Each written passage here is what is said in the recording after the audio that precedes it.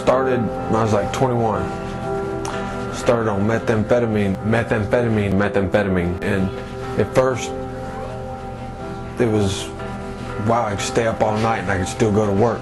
I could stay up 4, 5, 6 days, a whole week at a time.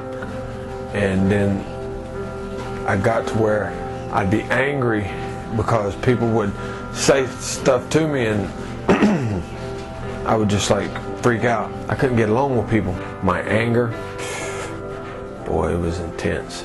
I've even gotten in a fight with the police, and next thing I know, I quit my job and I was out getting high all the time. Nobody could stop me. And I was just stealing cars. I got into stealing cars, grand theft auto. I've been to prison 5 times. I was never on a sober mind when I committed the crimes I've committed. I never had a drug charge, but all my charges were because I was high. I didn't have a job, so therefore I hardly had any money. So people would ask for rides, and I'd give them a ride in a stolen car. They'd get me high. They'd give me dope, whatever. Or people would say, hey man, do you know anybody needs anything? I'm like, yeah. And they'll break me off like an ounce of dope. I would go piece it out, and then I'd keep my cut. Nobody could tell me what to do. And I'd sell dope, and then people would call me for a ride because they know I had a car. Different car every time because they were always stolen. And then that was my hustle. Stealing cars and slinging dope. In and out of prison over the years.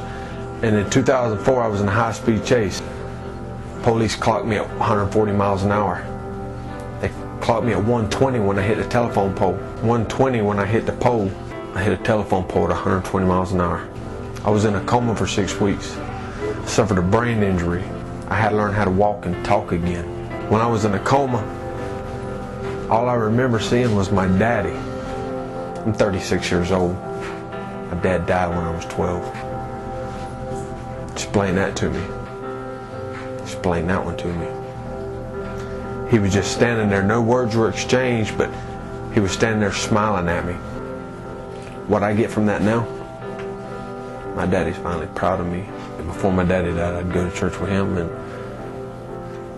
then occasionally I'd go Easter, and then as I got older, after my dad passed, and then I just like totally stopped going. And then, once I got hooked on meth, and it was just like anything good had died. Before my wreck, when people would start talking about God, I'd tell them, man, don't talk about that around me. I don't believe in God. When I come out of my coma, I started going to church with my brother.